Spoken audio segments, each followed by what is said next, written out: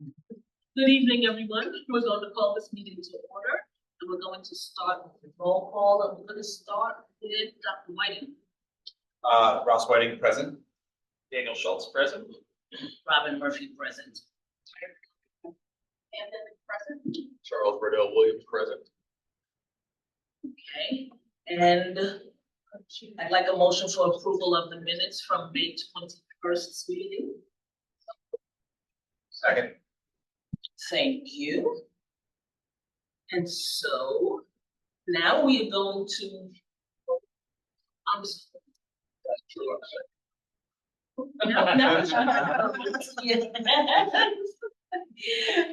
to approve the minutes. All in favor? Aye. Any opposed?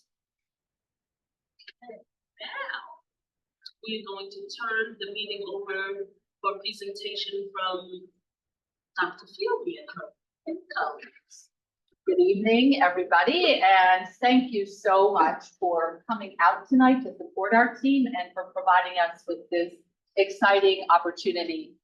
Dr. Scriven, I want to first begin by thanking you because it was back in March, actually, when I first came, that Dr. Scriven said, I really want you to focus on working with people to come up with a program that meets the needs of some of our students who are disengaged, needing some additional support and credit recovery. And so, not knowing many people, but being in the business of education for many years, I knew enough to reach out to the leaders of the organization as well as the teacher leaders.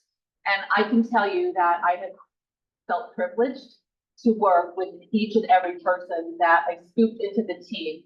Our process has been incredibly collaborative, very supportive, very vulnerable at times. We have put on the table our fears, our worries, and it has been very thoughtful.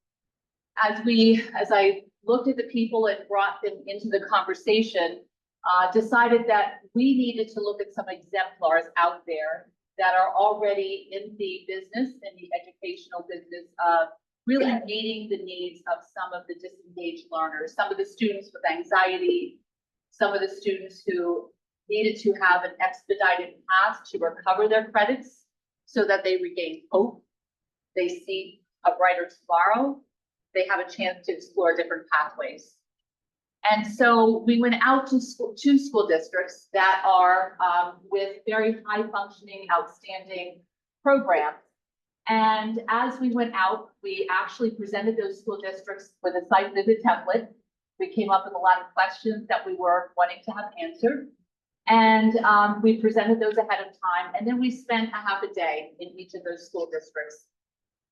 We came back as a team and we collaborated and shared what we liked, some of the challenges, the barriers, and some of the benefits and what we felt we would want to take from their programs and grow in ours.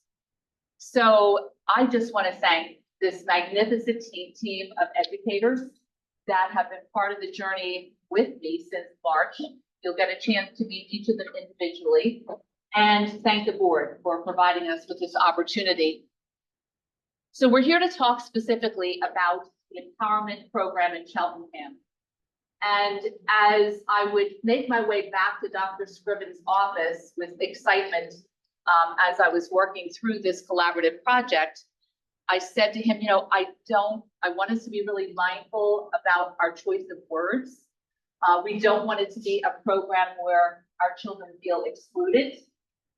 We want it to be welcoming. We want it to be nurturing. We want it to be supportive. And with that, he said, how about the Empowerment Center?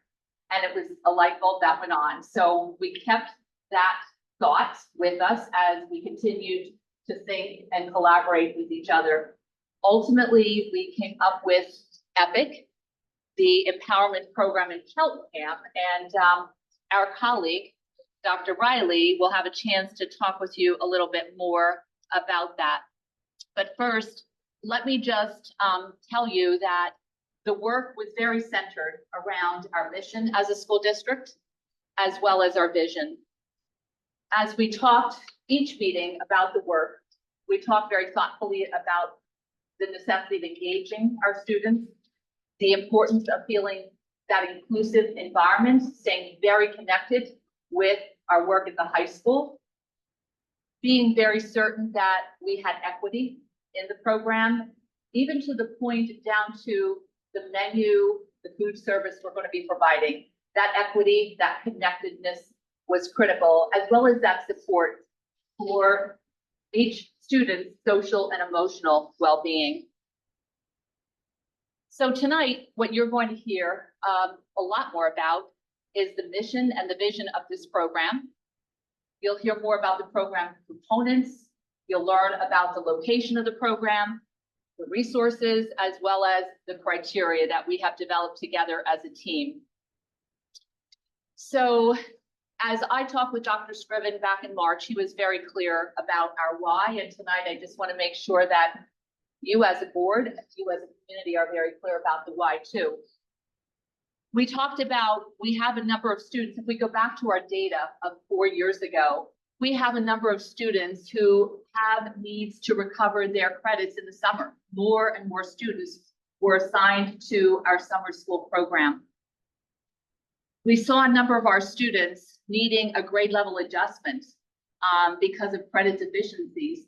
Students entering 10th and 11th grade were certainly with minimal credits, and that was painful to see. It was painful to hear, and certainly knowing that some of our students were losing the hope and the possibility.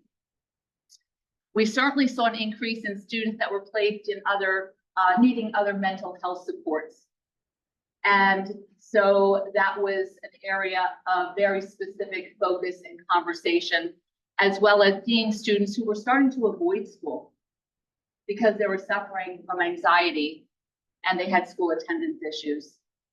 So those whys really framed the work and our mission. In terms of our mission, we are very dedicated to making sure that we're going to have a comprehensive program for our students who are identified. We're going to hopefully start with 50 students with room to grow, about 10 students, predominantly students in 10th and 11th grade, but don't want to suggest to you that we would never have a 9th grader or we wouldn't have 12th graders, because that is a possibility. We certainly are looking at the students who are currently facing challenges in the traditional setting, who need a smaller, more inclusive, more supportive, more nurturing and empowering program. And we are most committed to making sure that their pathways are supported, that is flexible, and that we create an individualized learning plan for each and every one that will be attending. In terms of the program name, I will tell you there's a moment where we have to give accolades where they're deserved, and that's with Dr. Riley, who actually, as we're preparing our presentation, I'm pretty traditional. I had to get the whole team together before we presented to the board to make sure that it was going to be presented the way that it needed to be. And out of the clear blue, Dr. Riley came up with even a more fantastic name, Dr. Scriven, but used your idea once again. So I'm going to turn it over to my colleague. It's been a privilege to work with him, and he'll tell you a little bit more about the epic moment. Good evening, everyone. Actually seen, it's funny you said the Power of Food. There's a book called The Power of Moments by Chip and Dan Heath. I made reference to this last year at our March Ed Affairs, and again this year at March Ed Affairs, as it relates to the work we've done in project-based learning, talent, and STEM. The Heath brothers wrote this book with the idea in mind that we connect certain memories and learning to moments in time. And so as we were talking about empowerment program, thinking about the name and what we want to build for the students, connected again to the work that we've done around the idea of engineering experience. And so EPIC, while it's empowerment program in Cheltenham, the book, the Heath brothers, again, make reference to the acronym EPIC in terms of moments of elevation, moments of pride, moments of insight, and moments of connection. I thought those 4 words spoke very clearly about what we're building around the empowerment program.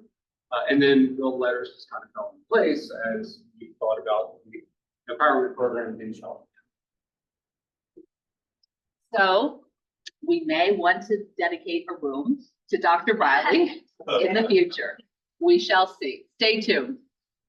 At this time, actually, Dr. Zubayru, whom you approved to be named the principal at the Empowerment Center, is going to share very specifically about the components of the program. But before I officially turn it over to her, I want to tell you that when Dr. Scriven had given his approval, you had given that support, I had the privilege of going and letting her know that this would be her new assignment. And she had tears and I had tears. I learned that for 10 years of her journey, as she was pursuing her doctorate, she studied this particular topic. The joy and the collaborative spirit and passion that she has around this program it's unprecedented, and it's been a privilege. So Thank you. thank you. Thank you. And one of the things that I think is so important is that this program connects to Cheltenham High School. So I want to make sure that every person that comes into EPIC knows that we're connected to Cheltenham High School and knows that the kids there are Cheltenham High School students. And so I wanted to kind of start with talking about how EPIC is connected to Cheltenham High School. And so the two really very big ones are that the classes that they're going to be having are the same classes that we're offering at high school with Cheltenham certified staff. And so when we sit in interviews for people, for math teacher, English teacher, science teacher, and social studies teacher, we're looking for teachers who would be good both at EPIC and at the high school. So we're looking for, just quality educators that will be part of the Cheltenham School District teaching course. They'll have a similar schedule. We're looking at a block schedule. The differences you'll see when we go over the scheduling. We're trying to build in some time for some of the social, emotional, holistic needs that students have with respect to counseling. We're also going to be building in some time for credit recovery so that students can make up some of the credits that they're currently missing. So that's the similar schedule. They'll have the same hour of lunchtime with a half an hour to do some learning, half an hour to do lunch. And we'll talk a little bit more about that too. The other piece is that the hours of operation of the school will allow EPIC students to continue to participate in activities, sports at high school.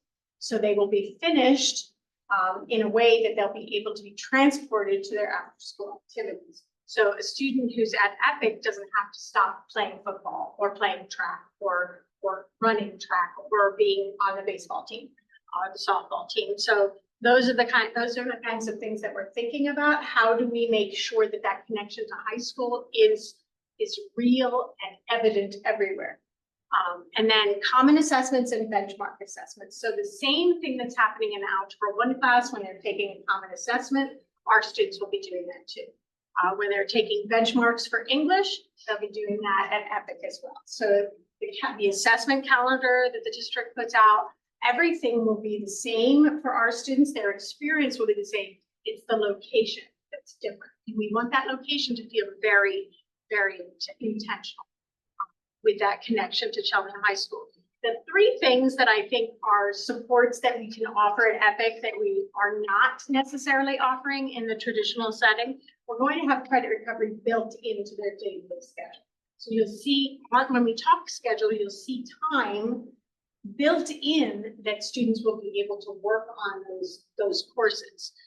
We have a period of the day at the beginning and at the end where our students will be able to connect with a mentor, with an adult in the building, and whether that adult is a teacher, a counselor, or a safety officer, or the nurse. We'll have every adult focused on that student's success. And so that's something that's a little bit different. And then the group supports during lunch and learn. We'll have everybody available during lunch and learn so that they'll be able to access every level of support that we have.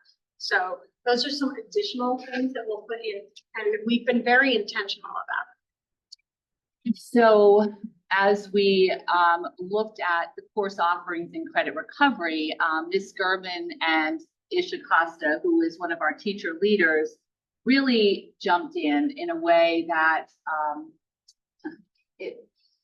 they were fierce, they were passionate, and incredibly hardworking. And so they're going to talk very specifically about virtual as well as course offerings and the way that we're going to allow our students to recover their credits. So thank you both for your outstanding leadership and work. So one of the first things that we did was we looked at what our students are missing in terms of credit recovery, as well as what courses they will need to take in order to stay on top of their work. The goal is for them to get out of the rut that some of them may find themselves in, and eventually, ideally, avoid being in the rut to begin with. So giving them a chance to both make up missing credits and stay on top of the work that they would be doing that year. So we would be offering those current grade level content areas live and in person with our teachers, English, math, science, and social studies, plus electives, to keep them on target for graduation. As Dr. Feely talked about before, approximately 50 to 60 students who are in need of 3 or more credit recovery courses, mostly in grades 10 through 12. And then we are also going to offer virtual asynchronous courses for students to make up those missing credits and ideally get them back to being on track to graduate with their grade level peers. That is going to also be live in-class support with our teachers, but virtual asynchronous courses provided by an outside provider so that they get in-person support from our teachers. At present at the high school, our students in credit recovery do similar coursework, but they don't necessarily have a teacher with them and doing it part of the school day with a live teacher helping them while they do that work. Most of our students do credit recovery on their own time and in the evenings. And so the idea here is at the point where we have students who need 3 or more credits to recover, they obviously need a lot more help than that. And so the hope is that by providing in-person support during the school day, we can offer that. Like Dr. Zubeiru said, we're going to have the 2-semester block schedule, just like what the high school building has. The hope is to obviously mimic the high school schedule with slight adjustments beginning and end of day so that we can allow our students to transition to high school again and also to participate in the same activities that their peers are who are at that physical space. Hello everyone. So just to add a little bit more to what Rachel said, if you're looking at the sample student schedule, you'll notice that there's pride time both at the beginning and the end of the day. That's designed specifically to assist students with not only a bit of executive functioning, but also to address any issues that may have come up either the previous day or since truancy and attendance is one of our major concerns that we're trying to address with this program. It would allow teachers that time to essentially kind of reach out to students or families and ensure that they're offering that extra support to ensure that students are receiving all of the possible support that they need, as well as the coursework that they need. If you also notice, some of these courses are designed to be a little bit shorter, but just as mentioned before, those classes are designed to mimic what they would have, the core instruction that they would have over at the high school. So thanks to all of the PLC time that we have currently had at the high school, we are able to ensure that students are going to be receiving the same instruction regardless of which building that they are in. And thanks to that early dismissal time, those teachers that are going to be at the both EPIC as well as at the high school, those teachers will be able to plug into their counterparts over at CHS and be able to share information, create information, as well as be able to distribute that information effectively. So it's really something that enables this building to be another extension of the high school as opposed to being a completely separate program. Here on the screen, you'll see potential teacher teaching schedules. And even though these students will be attending a slightly more compressed version of the student schedule that you normally see at CHS, the teachers will be reporting at 7:30 in the morning. Same time, 7:25 is actually when they'll report, but essentially that 7:30 time, they will have that time to begin working together as a PLC, as a team, again, to be able to address any issues that come up, but also be able to plan appropriately for the day in front of them. Since this is a completely new program, we want to ensure success, and we want to ensure that not only does the team feel cohesive, and unified in their goals and efforts, but we also want to ensure that they are kind of extending that to the students that they teach. So this time in the morning really allows for that. It also allows for obviously adjustments to be made to the schedule. So for the special ed teacher, you will note that they are able to push into any and all of the classes, which really helps, again, foster that student success that we're really hoping to see. And it also enables all of the teachers to really begin to kind of embed themselves in their students' lives and create those relationships that we are really hoping to achieve. So the next piece that you have are some of the potential course offerings that we discussed. When we were going through the credit recovery pieces, what we looked at were the courses that our students both were in desperate need of taking or retaking, as well as the courses we knew students would need. And so depending on how many students that we have who need to retake a class, we may decide to have, for example, something like English 9 or English 10. Those are English 10, for example, is a Keystone Trigger course. So we may decide to have students take English 10 as a live course with a teacher, right? And then a credit recovery course may be that they also failed English 9, so they will take the English 9 as a credit recovery course. So we have a list of each of the potential classes based on the number of students who are in need of those courses within each of the major content areas, as well as a little bit of a hybridization with English 11 and 12, because of the number of students who are in need of those are more likely to use them as credit recovery than probably live and in person at that point. And we've also talked about some things like designing a kind of PBL model with some of those, because instead of giving them things like the traditional essay and whatnot, giving them more project-based that allows them to feel more successful if that sort of class has not been successful for them in the past, giving them, as Acosta talked about, the essential pieces, the same core texts, the same core standards, but in a slightly different package. And the goal would be to work with the teachers who are hired for that to co-design the curriculum, both with those teachers and then also with the students as they work through it, because the goal is student success, as Dr. Zubeiru will talk more about.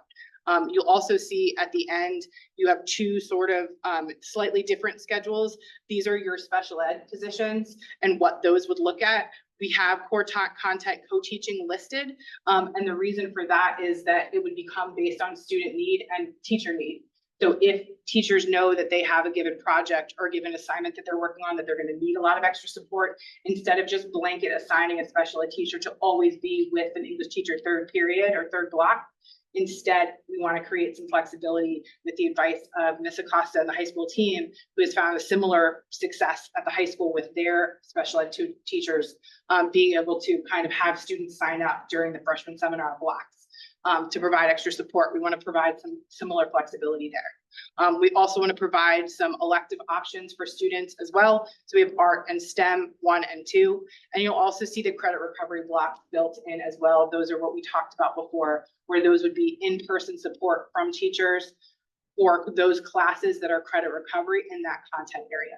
So that teacher is not teaching those classes live and in person. They might have students taking a variety of English classes in that room, but they are there to act only as support for that class. They are not necessarily, they're not planning anything for that class. They would be grading nothing, if at all, maybe minimally, depending on the platform that we go with. Most of those platforms have an auto grade option for most of it, with a couple of elements for the larger summative pieces. So the goal is to also try to not overburden our teachers with too many diverse preps. And asking teachers to have 4 different classes that they would prepare for would be far too difficult and unfair. So the goal was also to make sure that we were being mindful of teacher load in terms of planning as well. So one of the additional benefits and opportunities beyond getting to know and working with extraordinary teacher leadership, administrative leadership, was having the opportunity to embark on a journey with some community partners. And in a meeting that Dr. Scriven had with Arcadia University representatives, Dr. Ruth Patterson was present, began talking very passionately about a mentorship program. And so I said to her as she was leaving his office, like, we're going to connect. We are in the middle of designing something spectacular for some of our students. And the background that she brought to JAG, which Dr. Catrabone is going to be talking about in another minute, was just very heartening and exactly the kind of experience that we wanted all of our students to have. So I wanted to just thank Dr. Patterson. She joined us today. She knew that we were going to present this opportunity, this program before you, and she's been nothing but a champion and a true support. So I want to thank her for her collegiality, her passion, and deep commitment to helping ensure all students realize their dreams and succeed. Thanks for being here tonight. And that'll have Dr. Cat. Yes. If I could just Sure, take of a course. point of privilege, because Dr. Patterson is here and she has brought a guest with her. We'd be remiss if we didn't take an opportunity to really seize the moment. So Dr. Patterson, without getting into what you intimately know, if you could just introduce yourself, who you brought with you and why, before we let Dr. Catrabone kind of get into the nuts and bolts. Okay. I am so excited about being here this evening. I'm Dr. Patterson. I am the president and CEO of Jobs for American Graduates of Pennsylvania, which is a college career workforce readiness development program. Everything I've heard so far is what we do. But I brought a very special person. Some people call her Dr. Patterson Jr. This is her therapist, Fidel. And she is just graduated from Arcadia University. So I'm going to let her tell you a little bit about herself. And she is a JAG, she's one of my JAG interns, and she's a JAG alum. Hi, nice to meet you. I'm Pranika Patel, and I graduated from Arcadia University. And for my 4 years when I was there, I was actually part of this other program as well, which is SAGE Fellowship, which is Social Action and Justice Education Fellowship, where we as like teacher educators are there learning about where you're talking about like that social emotional learning and like the whole aspect of it, but like we're already learning it in our college career and like how to focus on that, like when getting into our future jobs, like having our own classroom and like trying to figure out like what we can do as like future educators within the fellowship as teachers of color and how can we benefit students and what we can do with that. And then with the SAGE Fellowship, the JAG program, Dr. Patterson I was working along with, it was a really amazing experience to collaborate with that program because we're also working alongside with students in the program, and like going to conferences, going to Washington, DC with Dr. Patterson and everything like that. So it's been an amazing experience and it's so fun working with Dr. Patterson. Thank you both so much. I just wanted to give you that opportunity, just to give some context because it's authentic and that's what makes it so important. So Dr. Catrabone? Now I gotta follow that. Yes, sir. Certainly, Dr. Raleigh wants to, I just want to acknowledge, just so everyone's aware, Ms. Patel has taught in our district on various occasions over the last 2 years, I believe, right? Yes. And so she has supported our students. That's beautiful. Nice seeing you Just again. Well, thank you. Dr. Scriven, I want to echo, can't beat authentic. Hear somebody's story. And I just want to, before I begin, piggyback off what Dr. Feely said, starting with Dr. Scriven's vision, Dr. Feely's leadership. This has been a really awesome journey. As long as I've been a school leader in any capacity, I've always said it takes a village. This truly was a village that brought this together. So I'm really excited to see this come to fruition. Just the nuts and bolts of the Jobs for America's Graduates, since you already heard one of the story and the privilege of meeting with Dr. Patterson and Dr. Feely and also working on job description for this.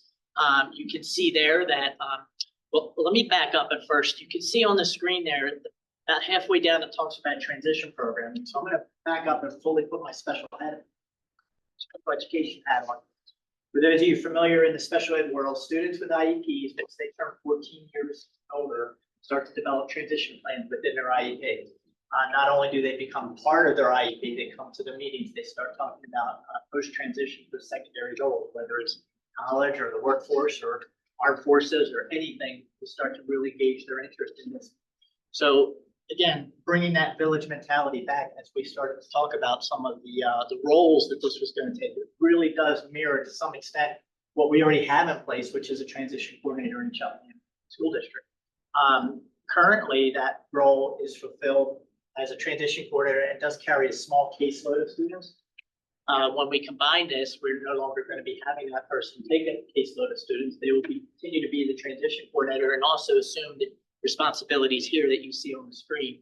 So they be a transition JAG coordinator, working with students with IEPs and also students in EPIC. They will be doing things such as mentoring and career and leadership development and staff training piece, as well as the transition programming for the students, whether that's just creating plans, entrance and exit criteria, and of course, you can see that continuation of that mentorship that is needed, whether they're in EPIC or ultimately when they transition back to CHS. Now, as far as the special ed portion of EPIC, the students there, if they are recommended to be part of EPIC and they attend, and they have an IEP, they're going to get their IEP services just as they would if they were at CHS. They will have a case manager just like they do at CHS. The case manager is the parent's point of contact.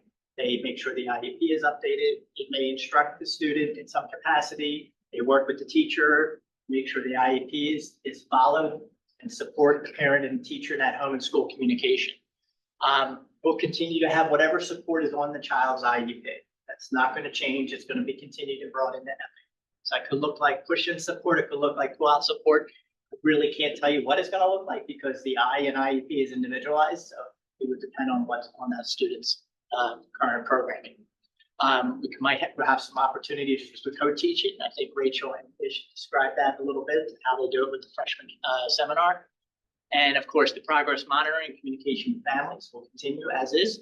And that coordination around, obviously, what you saw on the first slide between transition and that student success plan will also be embedded.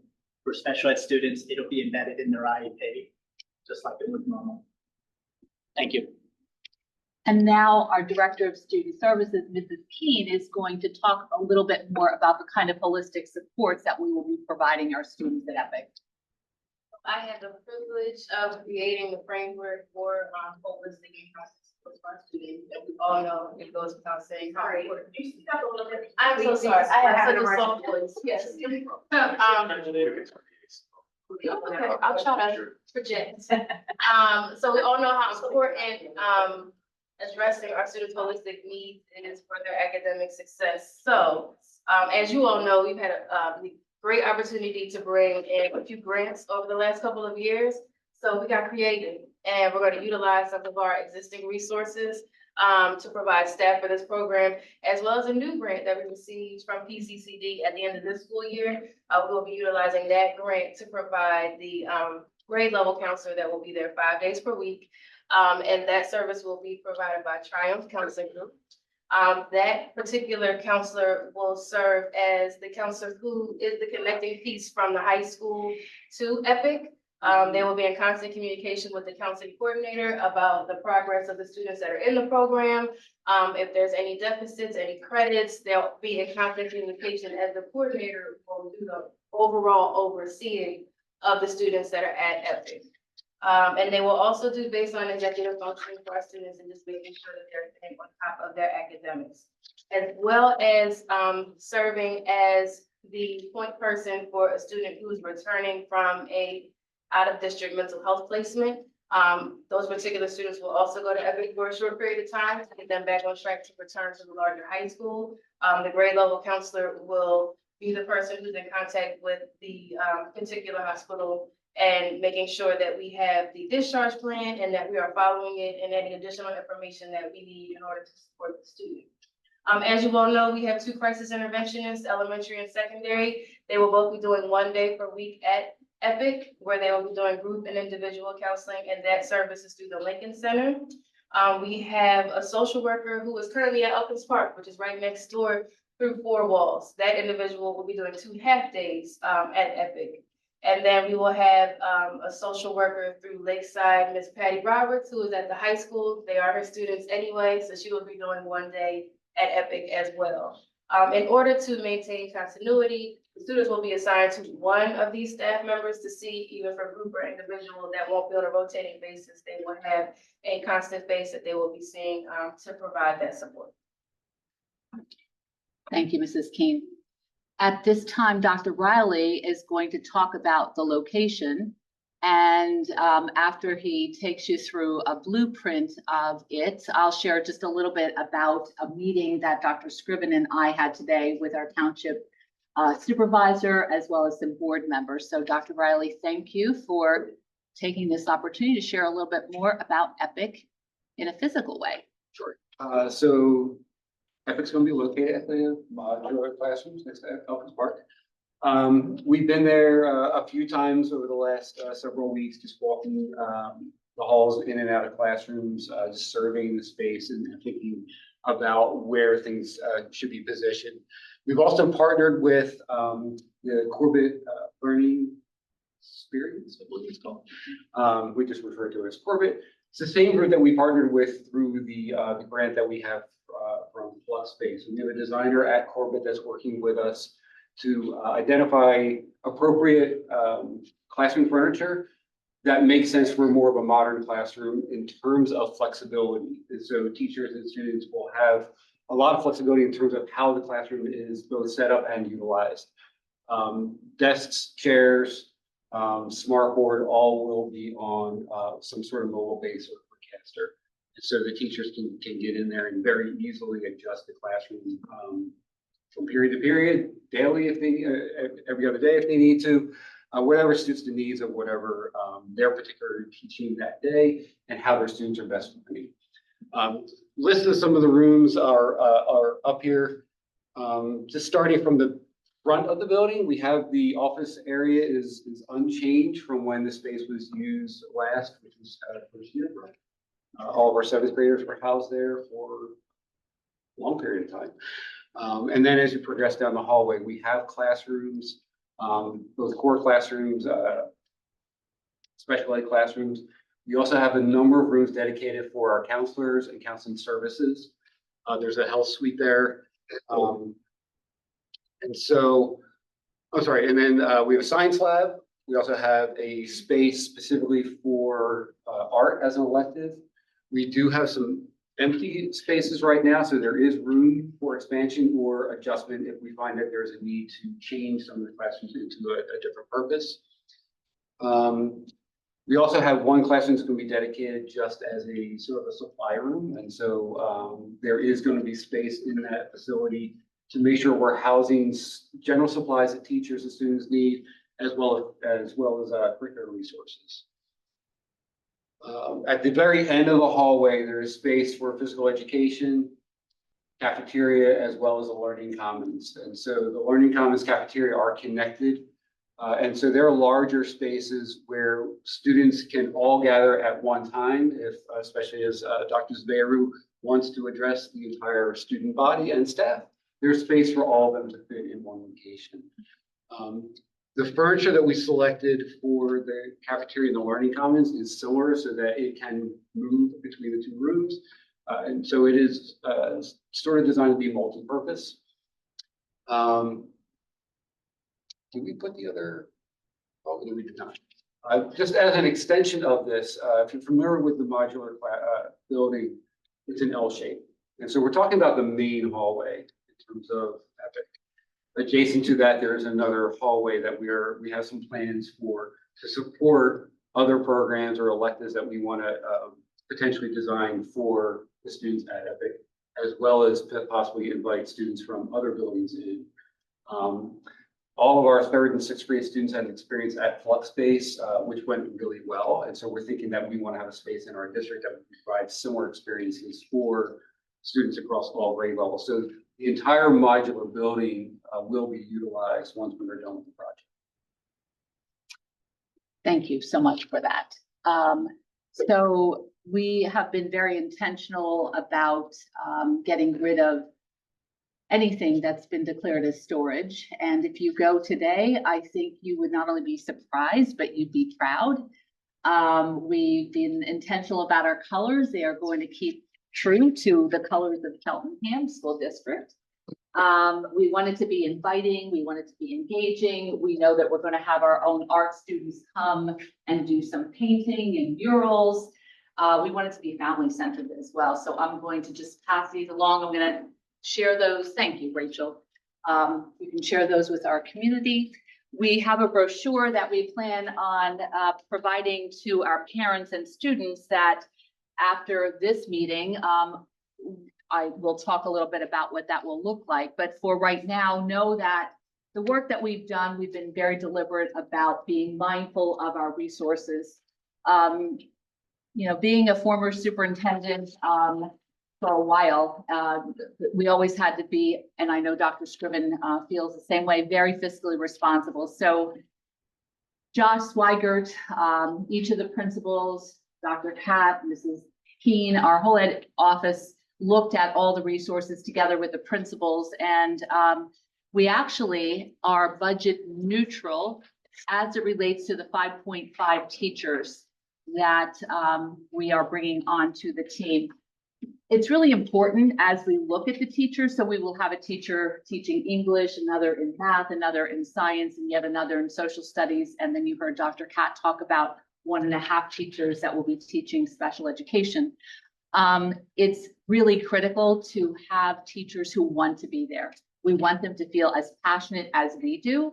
So Dr. Zubeiru and I, together with Dr. Hammond, and if it's in the ELA and social studies area, we will scoop our dear colleague, Ms. Collins, into the conversation. And if it's science and math, we'll have Dr. Riley join us. So we've already had conversations with a couple of staff members who really want to be there.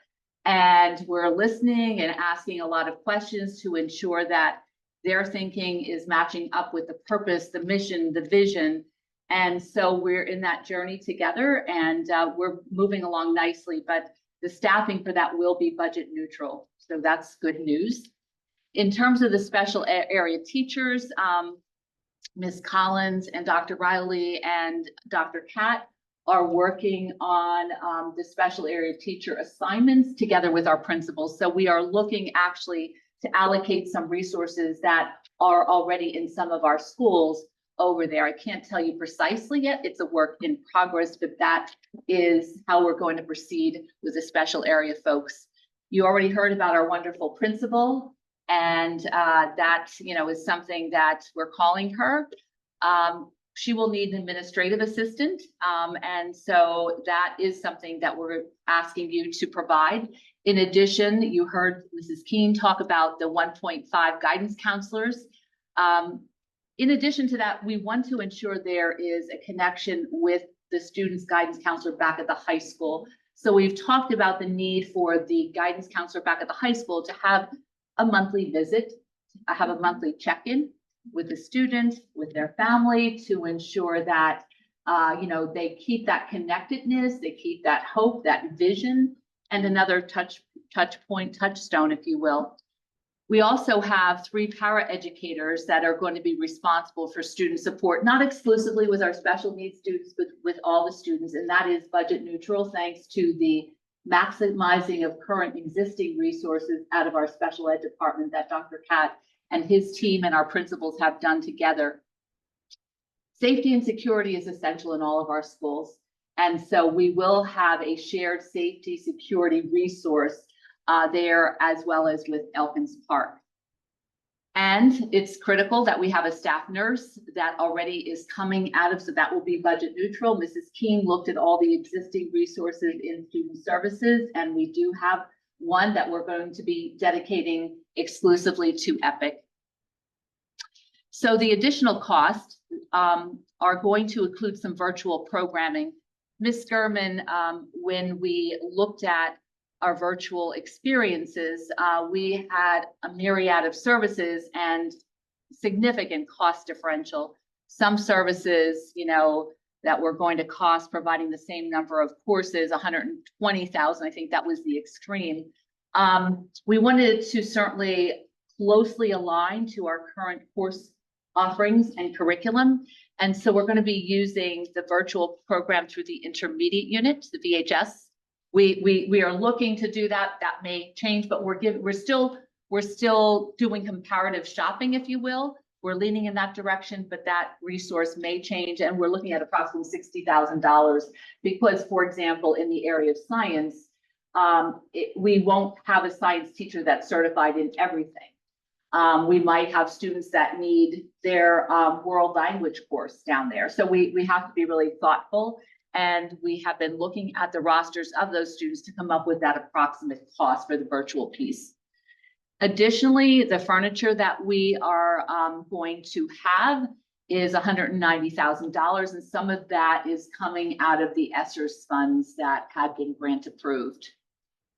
The facilities have done an extraordinary job, so I want to go on record, he's not here, but thanking Mr. Homan, thanking Serge, thanking Will Littles, and the entire crew. They have dedicated time, energy, passion, and they have such a source of pride and should. They've been working overtime at a fast clip because keep on saying, you know what, August is coming and we have to get the board support, but we really believe we're doing a great thing. And they're really not just proud of the work, but so happy that we're giving students hope and these opportunities. In addition, we want to make sure that it's as safe and secure as every one of our schools. So Mr. White has been working on a quote and came up with $42,312 to provide the safety security equipment that's needed. Additionally, you heard about the JAG program, and while I have $9,000 on there, that's the fee, but additionally, we will absolutely be providing professional development. So that transition coordinator that Dr. Kat talked about, that's not included in the $9,000, that's the membership for JAG, but there will be things like the national convention that Dr. Patterson was kind enough to use her name because I couldn't commit without having this opportunity before you. But she was kind enough to say, Dr. Feely, I trust you. I'll put my name in and pay, and then we'll do some form of reimbursement. So there will be professional development experiences that are required through that affiliation that we'd want to participate in, not just on a national level, but on a state level as well for that SEL component that is so critical, that mentorship program that's so critical for our students to have. So some other additional considerations include our food services. Dr. Zaberu and I met with Vanessa, our team leader for Wistons, and we had a several-hour meeting to talk about parallel food, how we were going to serve it, and I think we're almost there in terms of what we're going to do, but it is going to be very similar. It won't be as much in quantity in terms of options, but there will be variety. There will be options, and it will be rather parallel right within the cafeteria setting. The custodial staff, we definitely need for that to be maintained, to be safe and secure. So there will be staffing. I can't tell you how that will be appropriated yet. We will be working that through with our facilities director, myself, and Dr. Zaberu. In terms of busing, we were really purposeful about the beginning of the day, the end of the day. So our students conceivably could ride to the high school and then come to Epic to be there for the start. And we will ensure that they leave there in enough time to participate in extracurriculars, such as our sports or our musical program or our arts activities that are happening at the high school. The mentors that you heard talked about, they are going to be directly out of the JAG program. So we have more elaboration about that in our appendix. And while we learned about JAG through a partnership that Dr. Scriven has had for a couple of years with Arcadia, we really think this is a prime opportunity to continue to do more outreach with our community, to get them involved in this program, whether that be in the way of mentorships, some job coaching experiences. The sky is really the limit. And so that is something I just want to plant a seed. We haven't had much time to do that. We haven't had a lot of time to breathe. And I know some members of my team are probably saying, Dr. Feely's end is near, and But I will tell you, this has been a work of love and passion for all of us. And I promise you that we will have that outreach. It just is a matter of time and priority. But sooner or later, there will be more opportunities to make sure that we engage in those endeavors. At this time, I'm going to turn it back over to Dr. Zubeyru. She and our entire team that we introduced earlier spent intentional time talking about what success looks like, what entrance criteria looks like, what exit criteria looks like. So she's going to talk a little bit more about those pieces. So we did talk as a team about, I mean, I think in all of our heads, we know we have specific kids in our mind. You know, you have that individual story that you're like, that kid, that student would really work well here. But we have to have criteria that we have across the whole grouping of students. So the criteria will be based on two different items, credit recovery and the holistic support. So there's a couple different ways. And as I was looking at our list that we kind of have started to work from, there's also an overlap, right? It's not just credit recovery or the social emotional piece, because a lot of times there's overlap. So in some cases, many of the students that we have already identified are students who really need both credit recovery and the social emotional learning that we're going to be providing. And so one of the other things was looking at quantitative and qualitative feedback. And so the quantitative pieces are multiple course failures per year. Earlier in the presentation, we mentioned about summer school. This summer school, I run the summer school at the high school. This year, and I am right in the middle of registrations, we have 430 children courses that our children are taking. That's double what I've seen in any, I've run it for 8 years. This is the largest number I have ever seen. So when we say there's more need for credit recovery, and some of them are dipping back and looking at, they might be juniors and they're looking back at freshman year, something that they failed and they need to make up. So we're really, really trying to dig into that. But there are children who have multiple failures in a year, and we really want to focus on that. The number of school and course absences, it's not just about attending school, but it's also about attending class. If you might be physically in the building, but you're not physically in class, therefore you're not there for the learning, therefore you're not turning in assignments, you're not getting the grades you need. So that's an issue as well.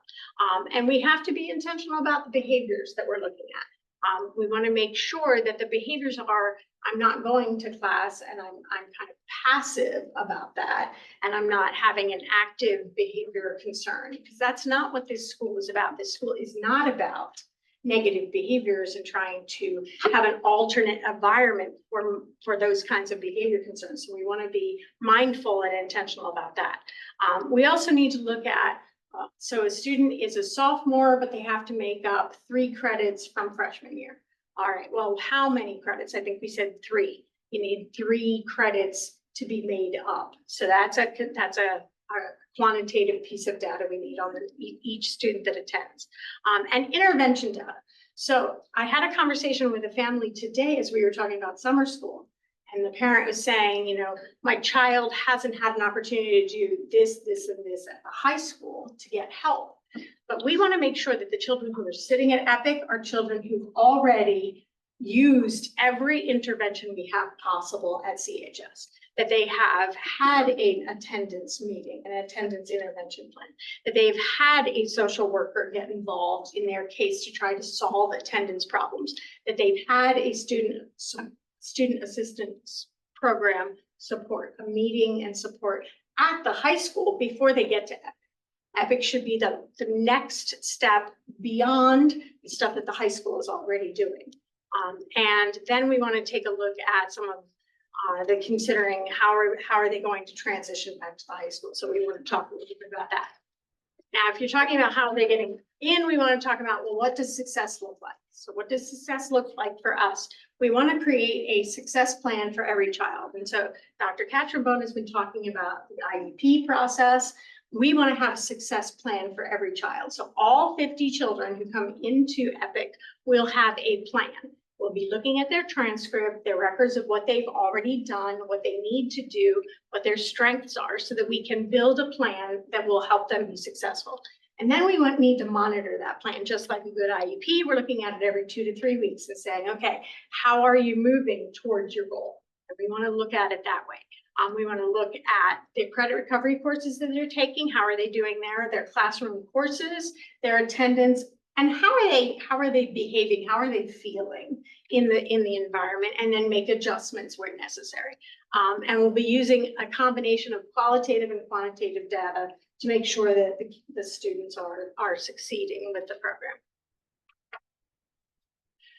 So we didn't talk extensively about one small other piece. There are students currently in our high school and a few in our CBK program that receive, partial hospitalization or hospitalization for some mental health challenges. We also thought that this would be appropriate programming to provide for a shorter period of time, so that instead of coming out of a hospital setting and going right back into the high school, we provide that scaffolding, that nurturing, that layered support and services, and have more frequent checking in on that student before he or she would return back to the high school. So there will be some times where students will only be there for a few weeks to get them more sturdy and buoyed and ready and resilient to go back into the high school. Correct. We're perceiving that many of our students would be there for a full year, but it doesn't have to be a full year. It could be less than a year. No, and if I could kind of go into looking at that success plan and looking at the progress monitoring, we can really very quickly tell, like in November, we can be gearing up for the end of the semester in January. So we could say, like, you're only a little bit away from meeting your goals. We could be looking to kind of transition you back to the high school at the semester time. So when you say a full year, because of block scheduling, we can do a semester at a time. And we can as long as we're progress monitoring regularly and updating and revising our processes accordingly to the students' needs, we can do that pretty easily by making sure that kids are meeting their goals. And we'd want to be sure that this program has not just student voice, but also family voice, because the family is a key piece to this. Because as the student meets with success, the family will feel that success as well. And so we want to have regular feedback sessions, and I can envision quite a few virtual and in-person meetings with families, staff, and students involved. And Dr. Feely had mentioned the communication with the high school counselors. They would be coming back into the building and still have their high school counselor. So it's really very important that that counselor is kind of part of that success plan. So we want to make sure of that as well. And we want to make sure that we are growth minded and asset focused. I think in a lot of our conversations we've talked about, a lot of times when we're talking about this group of students who haven't been successful in a traditional high school setting, we're talking about the deficit model. And we can't do that. The students that we're talking about, we need to look at their assets. We need to look at what they can do, and we need to build on that and have them be confident about what they're doing. So that's what we mean by growth-minded and asset-minded. And Dr. Riley had mentioned the power of moments. Defining moments require our understanding of ourselves or the world. In a few seconds or minutes, we realize something that might influence our lives for decades. And I think when we all kind of think back on our lives, we can kind of come up with those moments in our life that have changed the way we think about the world and think about ourselves. And that's what we hope to provide at EPIC for these students. So before I officially thank all of you, I do want to share with you that in our meeting today with the township, we learned that they are supportive at that level. And so on July the 3rd, I'll be attending that public work session that will be a Zoom. And then Dr. Scriven will be attending the July 17th with the Board of Commissioners. So the hope is that we have a good month before we would officially move in for their board to officially give us that extended certificate of occupancy. So we are most excited about that. So I just again want to thank Dr. Scriven and thank the entire board, Dr. Whiting, Mrs. Murphy, Miss Mulhern, they're the tri-chairs of the Ed Affairs. This is their second go around. They really provided extraordinary questions that I think even strengthened our thinking and our programming for this day. And I want to thank the entire team who's here tonight, who's given up a lot of time and energy and effort and commitment. I want to recognize Dr. Cheryl Horsey. She's been a thought partner, a true colleague and friend in this endeavor. And the entire leadership team.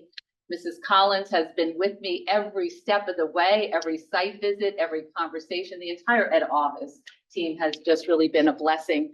You heard about, the work of our facilities team. Mr. Metcalf, I thought it was really important as we started that, he knows the students. He knows them very, very well. So wanting to have his leadership and his thinking on that committee, he was with us every step of the way, every meeting. And I have a feeling something came up because he had said he had planned to come.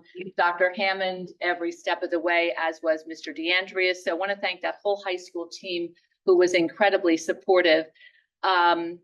Michelle Horsey as our social worker.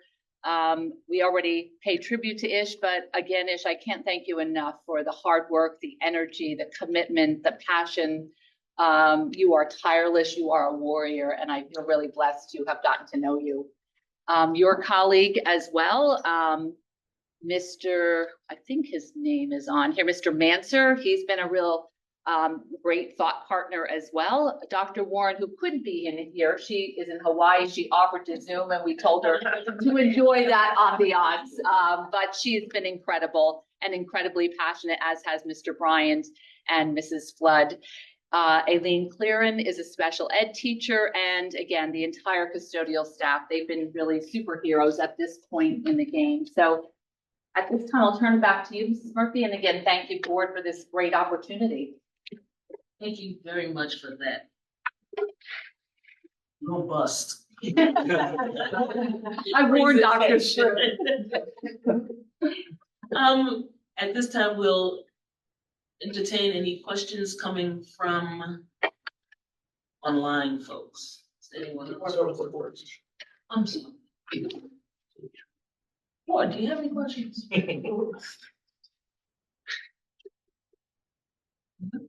Yes. Yeah. Mr. Patel. First, thank you. Just recognizing the cross-functional nature of the team and everything that it takes to build a program like this. I'm not in education professionally, but I can only imagine what it's like to start from scratch and develop this. So thank you all for the work that you did, have done to this point, and also for the vision as well. I think thinking about how to serve our students in a unique way and maybe thinking outside of the box is something that I'm keen on, just generally speaking. I just two questions. One, just in terms of the examples of similar programs, or you all mentioned being able to visit some districts where this was already happening, and thinking about our success goals as well. Just want to understand, our success goals. I would expect them to be realistic. And when you were visiting those school districts, was there the success that you saw in those programs? Did you learn? Yeah, and I just leave it at that, I guess, just to understand what's happening. Well, first of all, there were 3 local school districts that have had long-standing, very successful programs, and definition could be relative, but we were looking at schools where the students recovered the credits that they needed to graduate, and that ultimately exited within a year. Often it didn't take longer than that to return back to the high school and ultimately succeed, get their high school diploma, and have some defined career pathways. So the rate of success in 2 of the local programs, there were 3 actually, but 2 were able to accommodate for us in a physical way so that we could actually spend a half a day and look at the facilities, really interface intimately with the teachers, with the students as well. And both of those schools were most accommodating as host and entertaining all of our questions. And there were a couple of things that stood out in each of those schools. Both schools had teachers that they selected that wanted to be there. This was not a place where they said to the teacher, I'm forced transferring you. So it was really abundantly clear that the teachers really had deep concern and connectedness in like a mentoring capacity to the students. They, demonstrated a lot of passion and deep concern and commitment to making sure that they get back on track. The leadership, in Centennial, for example, that was one of the schools. The principal actually has been operating that program, and she serves as a high school principal, I want to say, for almost 13 years. She too wrote her dissertation about that. And honestly, she was like a mother hen to those students.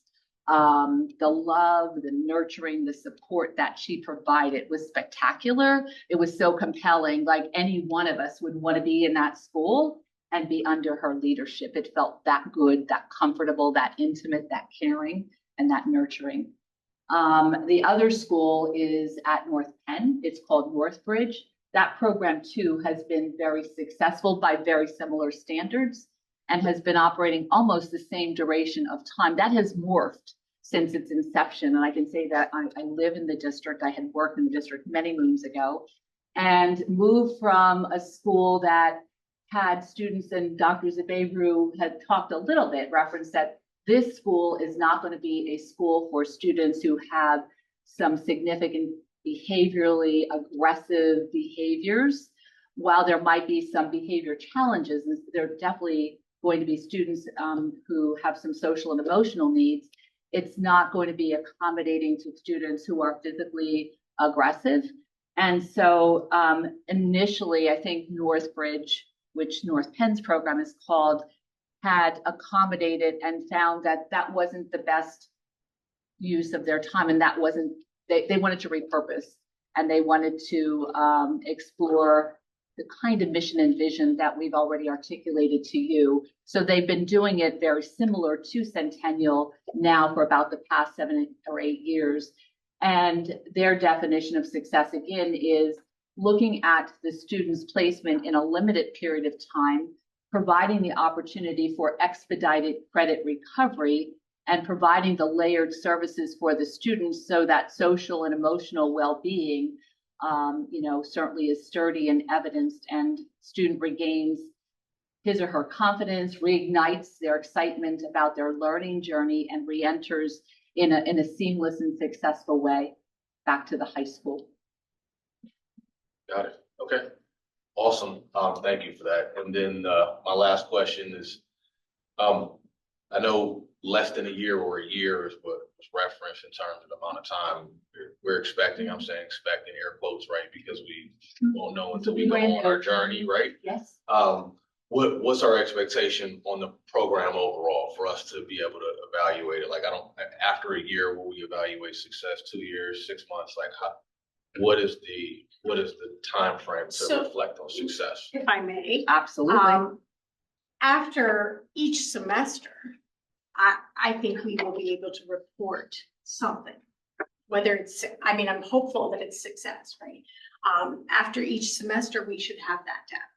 At the end of year one, like this time next year, we could be sitting here and I will have the data for that year. And my hope is that it would be so successful that we might say, oh, we need to expand another 20 kids. Can we do that? Yes, we have the classroom space. So here's what we're going to need to do that. That would be my hope. But I think after year two, we will see how the program runs. Because then we're able to kind of see how the cycle through works. Like, how are we able to take 10 kids out each semester and bring 10 more in? I think we're going to be able to see that after 2 years. That's just my thinking. And after year one, we're going to know what worked and what didn't. And hopefully we'll have some success stories. And then after year two, we should be able to really kind of sink our teeth into some good data. That's my thinking about it. We don't want to lose a central office connectedness to it either. And so we haven't talked extensively, but having that real partnership a different perspective, a different lens, also aiding in that frequent monitoring is also critical. So that will occur as well. I have others, but I will, communicate to the team and chairs, otherwise to not take opportunities away from other folks. But again, I appreciate the responses and also the work. Thank you. So thank you. This has been very, very insightful and very hopeful in terms of what success should look like for our students. I remember Dr. Scriven coming, this has probably been about at least a year in the making, maybe a year and a half, where he was like, we got to do something for our kids. We got to reach out to them. And to see it go from a thought and a concern to an actual program is just really, really encouraging. And the thought that went into it. So 2 questions. One is, I know that there's been a lot of success with Dr. Scriven, you working with student voice and input.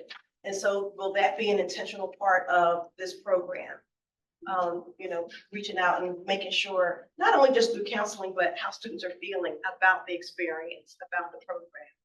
It will absolutely be a part of it. I just saw, Dr. Feely just sent me a student handbook from one of the other programs that we mentioned here. And in that, they have parent surveys at the beginning, the middle, and the end. And then it's surveys that are both in person and on paper. And so there's going to be more opportunities, I feel, at EPIC than what we deliver right now.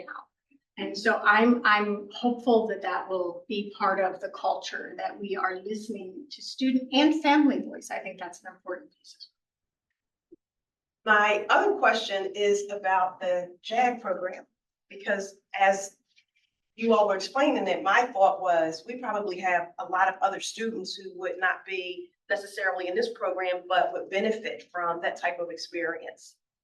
And so is there opportunities perhaps at some point expand it? I'm going to answer for that lady because we've spent some time together. Absolutely. Absolutely. One step at a time as we're starting to partner, but absolutely.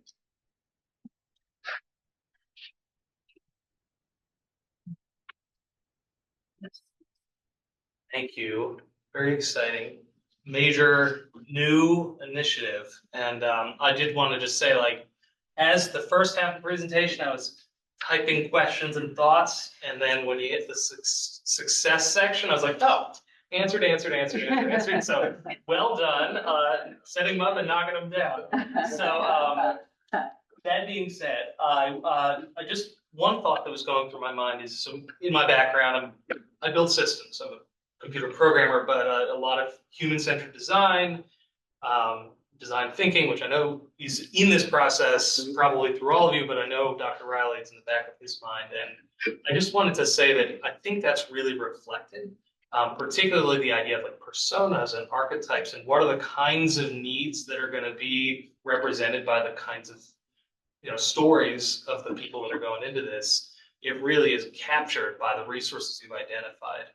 So thank you for that, and also wanted to highlight it because keep going at it, keep it. I know you will. And I think that question of success, when will we know what success is? I also know that, because I know Dr. Scriven, this is going to be a story of continuous improvement, and so it will be a constant reflection of what's working, what's not, and how are you going to improve. And so lots of trust, and it's shown in the work you've done.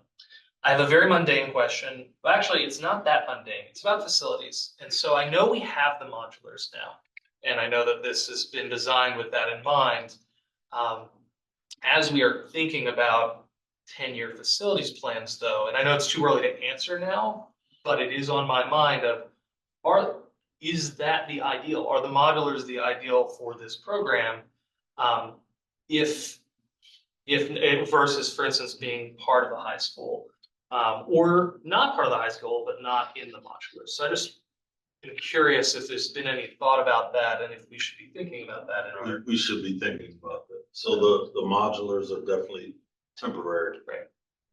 And a temporary solution that we're really just taking advantage of while we have them. And while we're going through all of these feasibility options and recommendations, but we're definitely going to have to consider what other options beyond the modelers. The one thing that I can say, they're in great shape. I mean, I've been over there myself. But they were never, it was never the intent for that to be a permanent occupancy for any programmatic piece. Is it something that we revisit? I don't know yet. Sure. But yeah, even with the township today, we had that conversation. Makes sense. And I know that that's not we don't need to answer that question for at least probably 2 years, so. But never too early to ask. Yeah, Just, for Ms. sure. German wants to add something to that, if that's okay, Okay. Mr. Schultz. We had some of our initial discussions around where we wanted it to be. Being at the high school now was part of the original conversation, and where that might be and whether or not that made sense and was that what was best for students in the current situation. And there was an intentional decision not to have it there because we wanted students to have a chance to grow the program and their identity outside of that space, and maybe have a chance to see themselves as successful in a slightly different environment. So there was definitely quite a bit of conversation around that, just so you know. Yeah, no, that makes a lot of sense. No surprise. I have a question around, and again, I know we're not going to need to address this immediately, but on the tail end of a student's story at Epic, when they're going back into high school, what are you all thinking about in terms of the supports that they may need to continue to be successful? Right, they've gone through the MTSS tiers of support before going to Epic. Now they've gone through the Epic program, had success, they're going back. What is specialized considerations or programming will we need to develop? Let me just answer that. Mhm. So this initiative is really just, it's bigger than Epic. Epic is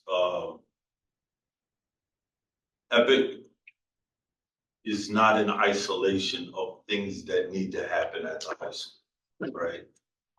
You heard it alluded to that there are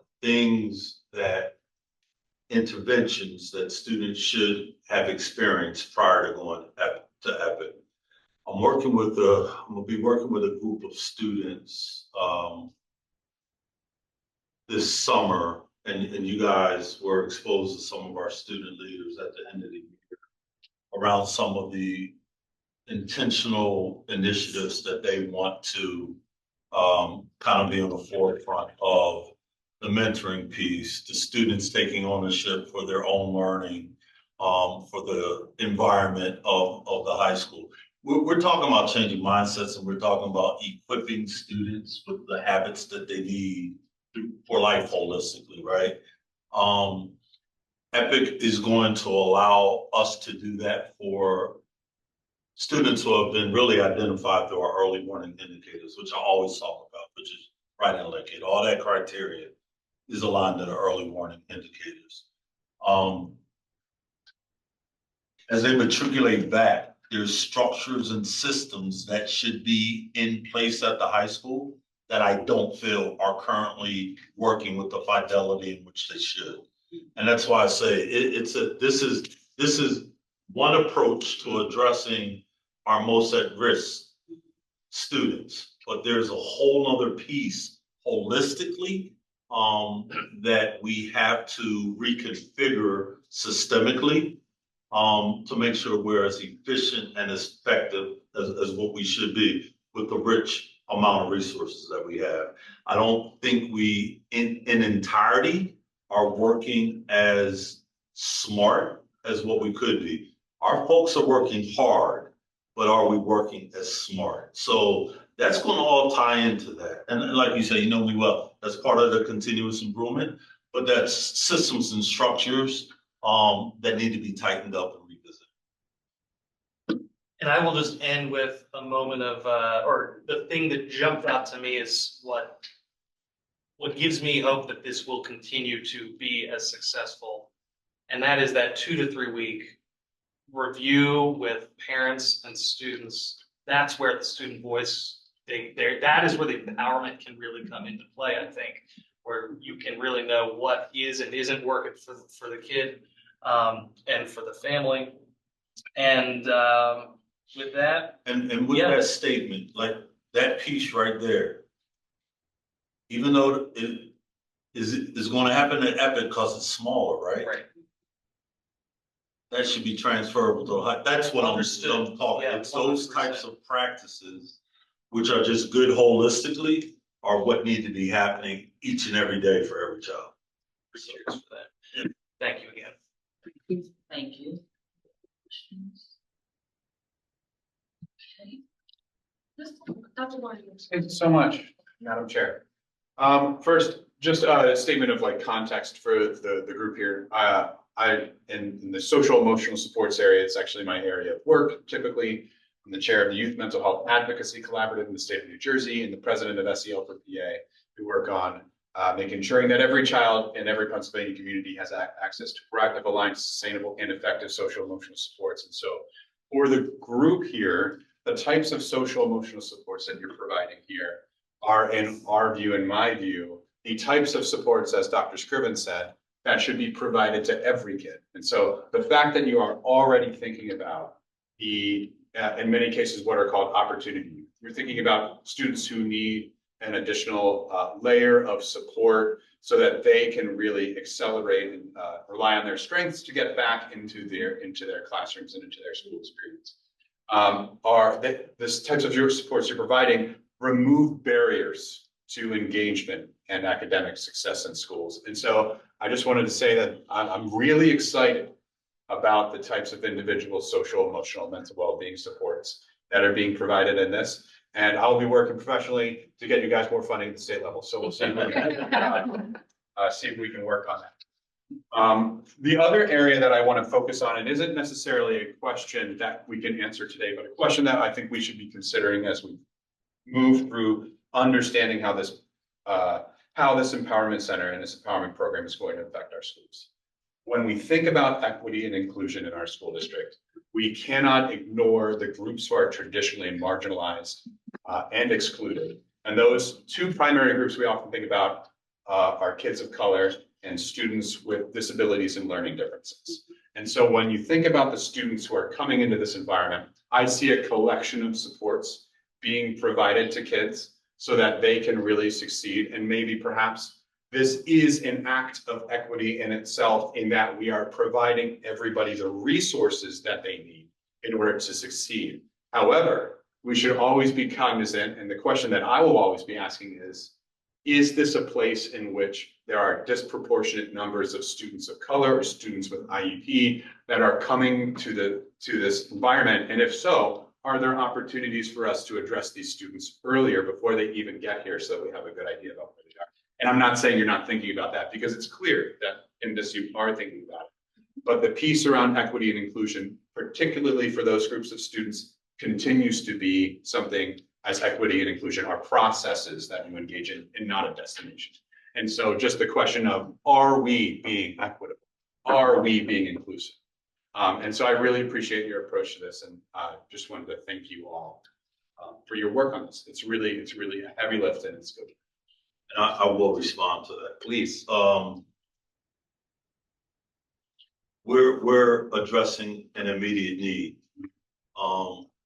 It's my hope and desire that Epic goes away, to be quite honest with you, because it shouldn't be, period. I think the whole piece around Portrait of a Graduate, as we build out what our continuum looks like, as we provide the blueprint for parents to navigate, as we backwardly map to kindergarten, as we really fine-tune what educational processes look like here at Cheltenham, each year we should get better at decreasing the number of students that ultimately would have to benefit from a program like this. So this is not a proud moment for me to have to even introduce something like this for the district. It was a necessity because as I'm currently seeing broken children that we are currently failing as a district, that's unacceptable. So this is not the means to the end in terms of longevity. I hope it's the means to an end of us falling short in areas that we should be successful in rather than failing in. And I'm just very honest from that standpoint. So. Yes. Thank you for the presentation. I might have missed this. I just, because there was a lot of information. Is entrance into the program voluntary? It's going to be a combination. So when I say that, nothing is ever mandatory. Your parents are going to have to be willing for their student to be exposed to the program. We've identified through the early warning indicators around 50 students. That doesn't mean that all 50 will opt to partake in that program, but it's our hope that they would at least give it a try because it's in the best interest of their student really not dropping out or a pot line to prison, to be quite honest with you, based on what the current data says. And I guess thank you, Dr. Scriven, for that. That the same question sort of goes for kids coming out of partial hospitalization programs and residential treatment programs. I will just tell you my personal bias about that. I represented a lot of kids coming out of partial hospitalization programs at one point in my life who were put into somewhat similar programs who then ended up there for a very long period of time. Probably much longer than they needed to be and probably shouldn't have been there in the first place, a lot of them. So that is my fear for kids with those identifiable significant mental health issues.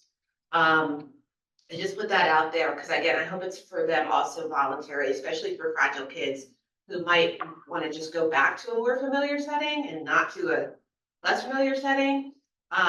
So I put that one on the table as well. And I think that's where the collaboration comes in. And that's where parental, guardian voice, and also student voice comes in. A program is not going to be successful if there's not a willingness to actively participate. We recognize that. So those are conversations that will be held case by case because each individual will differ. So without a doubt. Thank you. And then just a couple other smaller questions. The professional development that was mentioned around JAG. Will there also be a professional development about around co-teaching? Because that is not an easy skill to learn. And some people may have some familiarity with it. Some people may have no familiarity with it. So just wondering about that as well. Yeah, without a doubt. And that's something that we as a district are in dire need of, right? And I think this will be a good launch pad because we really don't do it with fidelity outside of this model right now. So we've definitely talked about that, and Ish certainly at one point as she was talking so passionately, I'm like, could we just like either clone you or have you? She's department chair at the high school too, and has a lot of passion. So I'm going to turn to her and then also Dr. Kat to expand a little bit about the PD. So one of the teams that I was a part of for a very long time and that I'm also very passionate about is our freshman transition team.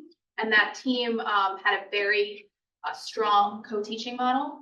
And one of the things that I mentioned earlier was also the fact that with our PLCs, it offers a lot of time for training and working together collaboratively to essentially build that program. So based on the fact that we will have 1.5 special ed teachers there, we hope to partner them with mentors because we always mentor our new teachers. And based on the fact that this has a new program, or this is a new program, we would like to ensure that they follow that same co-teaching model that has been so successful in the freshman transition team, the FTT, if you will, because it has been so helpful for all of our students. It really enables students to find success as well as teachers.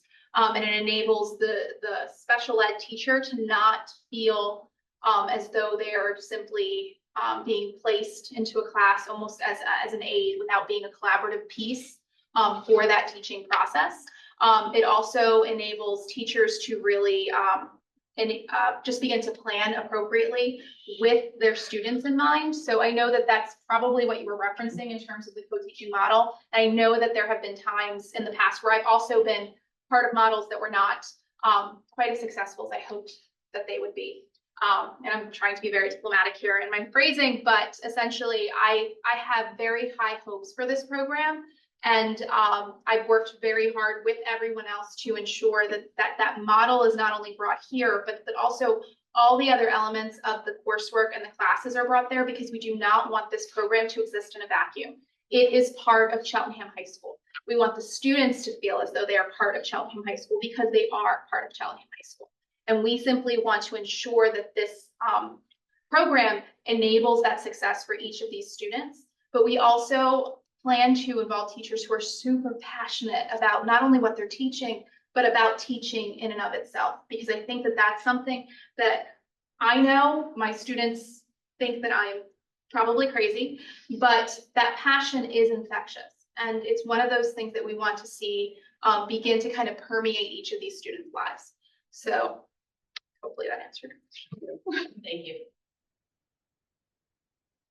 No, I think she. Nailed it. She nailed it. Thank you. As a former high school teacher, many years ago, I was a co-teacher in a special ed, and some days I did feel like the assistant. And we were, my co-teacher and I were trained in co-teaching, but not till the end of the year.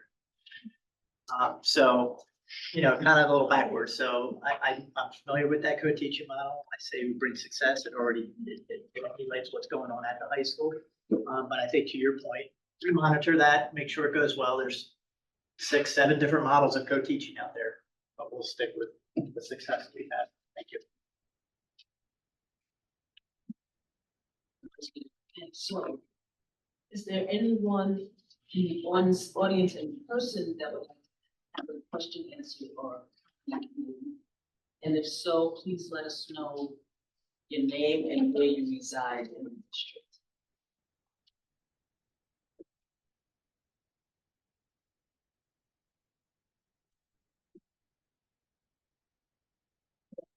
A lot of questions. You guys have asked a lot of them. I'm Rebecca Condit. I live in Office Park. Thank you. So one question I had actually was about the building. I remember, because my kids went through there, that one of the challenges with younger kids was that the gym was really small and the ceiling was really low. And so there weren't a lot of things they could actually do. And the room was really small, and that was for the little guys, and obviously, these are much larger, older students. What are they gonna be doing for a gym? Are they gonna be outside, or are they making the ceiling higher? No, the ceiling. No, we're not making the ceiling higher. We are definitely gonna be looking at things that we can do age appropriate and of interest, so things like yoga. As well as doing some outdoor, walking. So we definitely are developing that curriculum and be meeting with once we identify the special area teachers, but we're really mindful of the facility and know that we are putting outside a basketball net. So we want our students to have that capacity. That's going to be done by our facilities department, but there will be a couple of different offerings. Dr. Zubayru, do you have anything else to I add was to just that? gonna simply say to you that when you think about it being high schoolers in a gym, yeah, that's crazy. I mean, that space is not appropriate. Right, I mean, but when you're talking about this small group, there's going to be 12 students at a time. And at the high school, we have a very popular yoga and Pilates course already. So that's another way that we can connect with Cheltenham High School. And I think whoever we identify as the person or people who are coming over to provide physical education, our students can be communicating with our staff at the high school to say, okay, here's our space. Now, are there courses that we can adjust? Because we have lifetime fitness courses that could be badminton, right? I mean, those kinds of things don't necessarily need tall ceilings and big facilities, and we're not talking about 50 children in gyms. You're looking at. They're also outside, there's two outside facilities, Yes. Where pickleball, hockey, there's two large enclosed areas right outside of the module. So, you know, we have to build that out. And Ms. German has been doing a lot of the research together with Ish around the program offering. So I'm going to turn to her because I know that she has a few other pieces to add. So at least at first glance, in terms of the course collection that we have for the students that we have on the list and the credit recovery that we would offer, we don't necessarily have a plan for next year to offer health and PE as a course that would have to occur. The thought, at least initially, was for them to do things like yoga or mindfulness in that space.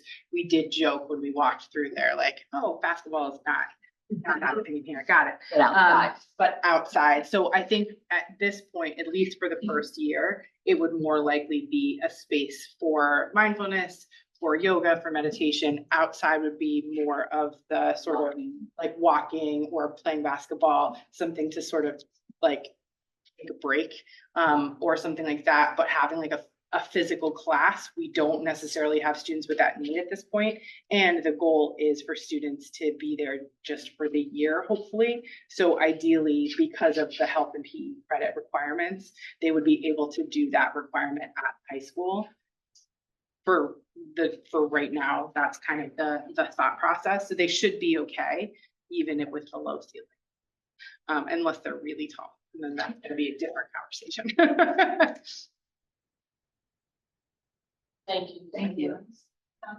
I'm Malia Schnapp, and I live in Cheltenham Village, and Dr. Zubayra, I'm gonna get choked up here, has been amazing, support for us, and I think she and her staff and her person in the school district have tried everything to help her mother, and we can't thank her enough.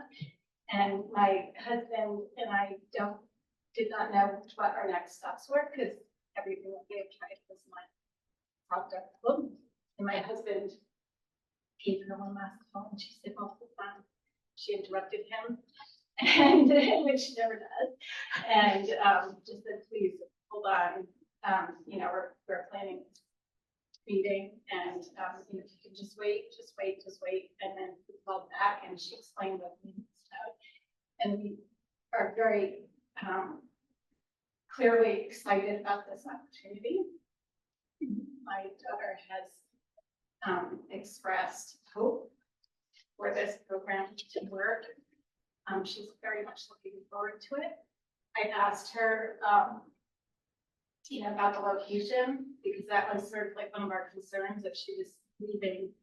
She's been through many different schools. At this point, she started out in district and then went to various schools. So she hasn't been in any one place for very long. And she said, "I don't care where it is." Her exact words were, "There's something charming about the people at Cheltenham, meaning the staff and the teachers." She said, "I just feel like I need to be in a smaller environment with those people to get help." So I was thrilled to be able to come here and hear all the specifics. So, and then to find out that there's was going to be the principal, and, you know, icing on the cake. So, thank you. Anyone else? Yes. Thank you all for the presentation. There's a lot of great information and detail that was provided. And like Rebecca said, a lot of my questions kind of got crossed off. Somebody talked about reigniting confidence in students. And I think when you're talking about students, as it sounds, that have been through some tough experiences and probably have been demotivated through their academic process and maybe lost faith in themselves. Can you speak a little more about how to build their intrinsic motivation and sort of like create that recognition within them, because I think at the end of the day, the student is the one that has to do the work, right? So if that motivation isn't there for them in the right way, all these things may not work, right? So I feel like starting there with relationship and with the motivation piece is key. So I'd just like to hear a little more. Sure, Dr. Zabay So will if I'll share start, that, then and the I rest, think the some of the team- others on the team will add to whatever I'm gonna say, and I'm going to talk a little bit about just the amount of resources that the district is putting towards this. It's amazing. And if you walk through the modulars, which I did yesterday, actually I used my scooter and I scooted through. It's newly painted, it smells awesome, the classrooms are big, like it's just beautiful. And I'm so excited to get our furniture. As soon as anyone sees the physical representation of what we put together to build for students who have not had positive experiences, they're gonna be blown away. And so that's where the power of the moment comes in, right? Because we need to take that moment when they see that school and they know that it's there for them to be a smaller environment that's nurturing and has all of these resources. We need to blow that up. We need to have a party. We need to celebrate that. And so I'm kind of envisioning, we haven't even talked about it, but I'm envisioning like I think Dr. Feely mentioned a ribbon cutting ceremony. Absolutely. All right, well, we can do that, but I think we need a barbecue with families, kids, staff, everybody as a part of it to create the moment that they know this is school that's in Cheltenham, it's part of a high school, but it's a little different and it's there for me. And I think that has power. I think there will be some power in that. And I'll let others kind of take over. So I started in the district in October, and I came from a previous district that had a similar program. And it has existed in various forms, but for the last, I think, 5 years probably, it has existed in its current form. And I can tell you without a doubt, more than anything else, it's the relationships with teachers, the staff that they have, the level of love and care that they have for their students. You heard Dr. Feely talk about it with, I think it was the Centennial program. I think that when you have people who want to be there, who really love students and love the work that they're doing, and then students who, to the point made prior, have not felt like school is a place that they get to be successful and feel like people like them as students. When they get to be in a space where that's changed, you see a completely different version. Prior to this career, I was a high school English teacher, like ish, which is why we like each other so much, or at least one-sided. Maybe. I'm speaking for her. She's better. But I taught kids with some really difficult, brutal, sad backgrounds. They're kids who often ended up in that program, and I still call the teachers who work there and still call the principal just to ask how they're doing.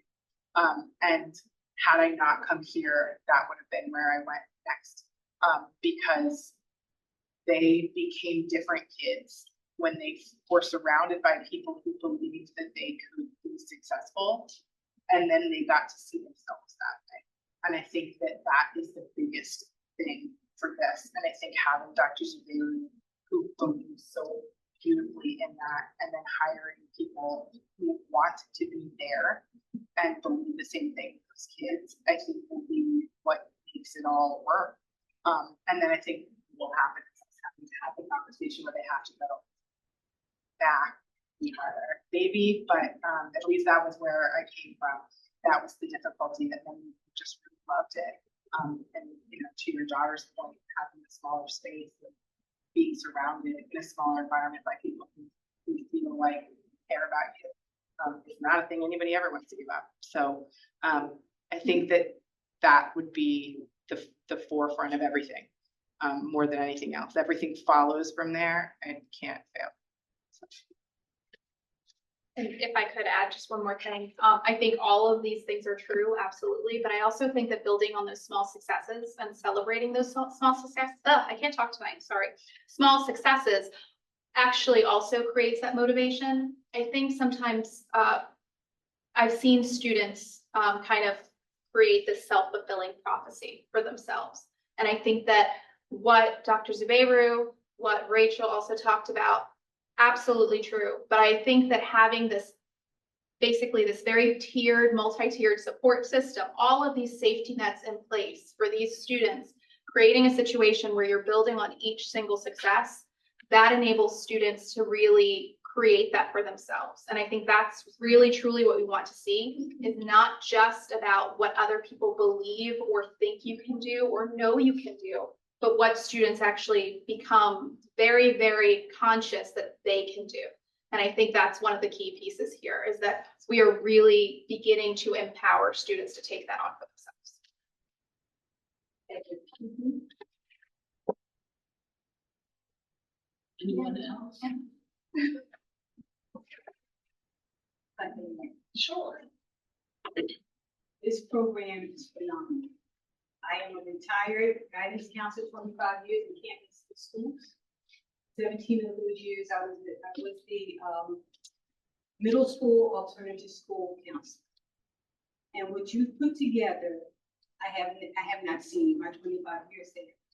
So as you bring your students, as the students come in, I was sitting here thinking, because when I retired in 2017 and moved JAG to Pennsylvania, in order to have a JAG program, you have to have a state affiliate. We became a state affiliate 2 years later. And we started in an accelerated program with Aspira Inc. of PA at Allenby Charter High School. We had semesters. And so we had our first semester and our students were in there. And when the second semester came, students didn't want to leave. So I'm saying to myself, what's going to happen, you know, as you build that family environment, as you build those relationships? We always say in JAG, that's our secret sauce, relationships. As you build all that in that loving and that caring atmosphere and that safe place for them, they're not going to leave because they feel good. And small, one of the things that I realized too is like our children are not separated, just like you said. And we have, in JAG, we have a career association. And the career association is student-led. That's where Voice and Choice come in. And they lead it.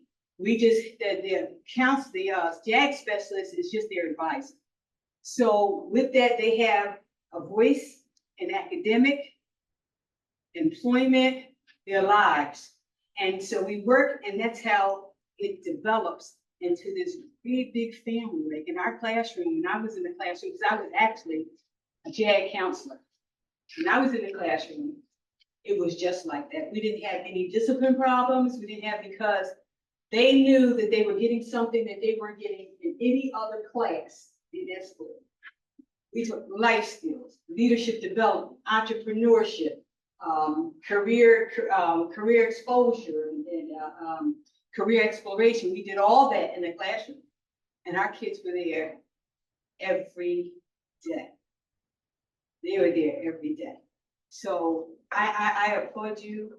I'm so excited to even be a part of this, because this is going to work. Because everybody has a passion. And one of the things I always talk to young people about is finding their passion, because their passion becomes their purpose. So what we do at JAG is we put a plan together to help you to find your passion. This is your purpose, and the young people, they love it. And 12 months after they graduate, they still belong to us. So we have a follow-up program. So we follow them up. We follow each month. We talk to our young people, and I can't get rid of them. I have a 28-year-old JAG student from Camden, New Jersey, that is an entrepreneur now. He has partnered with Amazon. He has 30 tractor trailer trucks. He has 60 employees, and he's called me constantly because we're trying to work on something together, like an apprenticeship program. So that is the lasting relationships that you're going to build with our young people in the EPIC program, and I'm excited about being a part of it. Thank you. Thank you, Dr. Travis. Thank you. Anyone else? Okay. Okay, Dr. Rowley, do we have anyone online? We have people online, but there are no questions. Okay. Well, if that's the case.